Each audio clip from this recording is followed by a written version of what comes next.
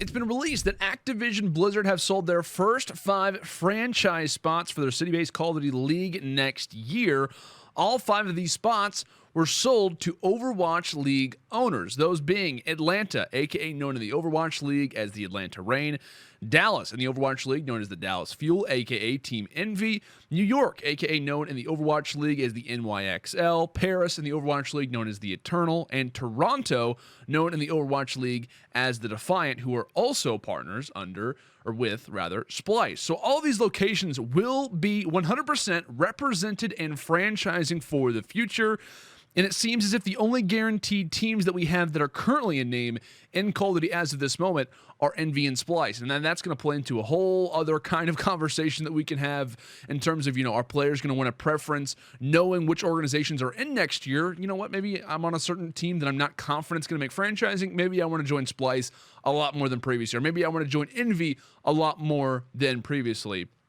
But based on this list and the release that was made, we do learn quite a few things. Like, there's quite a few things that we can look at this list and just say, oh, this is kind of interesting. We actually do learn a very interesting amount of things for the future list, the next teams that possibly will come through this thing. And the immediate thing that stuck out to me was that they went out and announced an international team, Paris. Now, I personally have been sitting in the studio for the last few months now. Ever since franchising was officially announced, I've been thinking in my head, okay, which Overwatch League teams are going to make it in? And I wasn't really sure that we would see Eternal be brought in, and this is going to answer a lot of other questions in the future, but I'm not sure if this is looking to be the same kind of spread in terms of for every 4 North American teams, there's 1 international team, because the Overwatch League is filled with 65% North American squads. So in this instance, it would be, 4 out of the 5 are North Americans, 1 happens to be from Europe. So I'm not really exactly sure how the spread is going to be. Is this going to be an accurate indicator for what the rest of the franchise is going to look at? Are we going to see more of an influence in terms of international squads? Are we going to see Korea, China? There's a massive, kind of influx in terms of how that works for the Overwatch League. I think there's at least 4 Chinese teams for the Overwatch League. So for Call of Duty, obviously the regional spread is much different. There's pretty much no Korean or Chinese scene that exists in comparison to the other communities that are out there. Europe, for example, I know we've talked about Apex, and the Brazil scene has kind of been talked about more often as of recent. So for me, this announcement showcased that they are interested in having conversations, and they want to try and immediately start to get those international spots filled, which is nice, right? From an avid viewer of Call of Duty, it's nice to see that it's not solely going to be North America, and I'm excited to see that they are interested. And in their very first announcement of having 5 teams to be out there, they already announced one that maybe wasn't already going to be a guaranteed pick. Now, the next thing to take note of is that all of these teams are filled by OWL team owners, Overwatch League owners. And I know I mentioned that a little bit earlier, but there were a few people who were out there asking and saying, are these the only Overwatch League teams that are interested? Are these going to be the only Overwatch League teams that are going to be in Call of Duty next year? And to that answer, or that question rather, I would answer no. No, there's no way that these are going to be the only teams that are in the Overwatch League that want to translate over to COD. These, in my eyes, were just the quickest deals that happened to get done. You still have 15 other owners that may work on getting spots as well. In terms really of Overwatch League owners who have a hand in COD already, we still have Gen G, who are known as the Seoul Dynasty. We have Optic Gaming, heard of them, who are also known as the Houston Outlaws. Luminosity, who are also known as the Vancouver Titans. So, and then plus you have a number of different organizations who either have a history in COD or at least have tempted at wanting to get into COD in the past, like Cloud9, who owns the London Spitfire, NRG, who owns the San Francisco Shock. You have Misfits, who own obviously the Florida Mayhem, etc. So I definitely think we will see more Overwatch League teams to follow, maybe even another guaranteed 5. I think this is only just going to be the start. Now, on topic of backgrounds, I also thought it was interesting because we knew nothing about the selection process. Is Activision interested in wanting to get teams that have a history in COD? Is that going to start to maybe stray away from the Overwatch League ownership? Is that going to be a major factor in the applying process? And we still aren't aware how many spots the CWL is going to hold next year for franchising, but only 2 teams in this initial announcement have a history in Call of Duty, which is Envy and is Splice. So this is a great start, and this is kind of an interesting thing that the ownership groups are willing to translate to COD, which we weren't really for sure if they were willing to with that big prize purse that everyone was talking about. Oh my gosh, 25 million. Are is the bidding going to get up to even upwards of 40 million, which have been rumors that have been out there. So it's interesting that Activision Blizzard is not too compelled with the history that these organizations have, and it's interesting that these organizations who don't have a history are wanting to get into Call of Duty as well, considering that 3 out of the 5 of them have no strains to it whatsoever. So this could also now start to translate into a worry for teams or organizations that currently exist in COD and have no history in any franchised esports as of this moment, which are teams like Reciprocity, E6, Denial, Evil Geniuses, UYU, E-United, and FaZe Clan. Now, these organizations have no backing in any other franchised esports. So as these spots are starting to get sold, and as none of these teams have a backing in the Overwatch League, that automatically starts to kind of hurt their chances, because we've talked about in the past how, the initial 5 conversations were done with Overwatch League teams.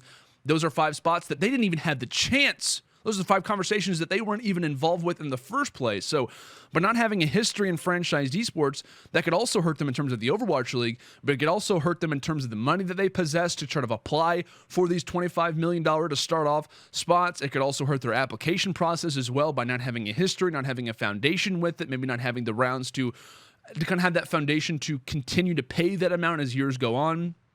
And so I think for me, it could be a little bit worrying, because we top a number of different organizations that are out there in Call of Duty right now. Maybe they won't be involved next year, even though they are bigger organizations. They do have their hand in other esports, but not in any franchise spots. They're not based in the CWL, which will, in turn, hurt them, because they're getting these conversations they're not even involved with to start off. So the last, and for me, the most interesting note from this announcement, pretty much for me, came from the locations, the term city-based that was used in the release. And one of the biggest talking points coming into franchising was the idea of region locking. Would it work in Call of Duty due to its long history? And for those that don't really know what region locking is, it's basically not allowing teams like Team Envy, FaZe, Optic to exist, but instead use city names and another team name to go along with it. So Team Envy and the Overwatch League known as the Dallas Fuel, Optic known as the Houston Outlaws, etc. Now, in terms of the region locking, I'm still somewhat indifferent. I'm someone who doesn't necessarily believe that due to esports being somewhat of an online, the audiences come from online, I don't think we should have to lock them to a certain region. Like I said, I'm still somewhat indifferent. I get the idea. Like, part of me kind of thinks it's interesting to have new names, but at the same time, the long process that we've had with all of these organizations, Call of Duty pretty much being a competitive force, since 2008, 2009, maybe even 2007, if you want to go that far back. Since it's been kind of a designated esport since then, those names have a lot of history, and to call them something totally different is going to be a little bit odd for a lot of people, and it could honestly be a little bit odd for fans as well to kind of translate that name over, because it has nostalgia with it, it has a history with it, and to kind of change things up may not be the easiest thing for a lot of fans out there to kind of get accustomed to, maybe even for organization representation for players who are people who are wanting to kind of search up Optic. They may not know their name, they may not know Envy, they have to, like I said, there's a lot of little factors that kind of come into this, but I see Activision Blizzard, I see their ownership, and I kind of get their idea by what they're trying to do and trying to make Call of Duty work the same way.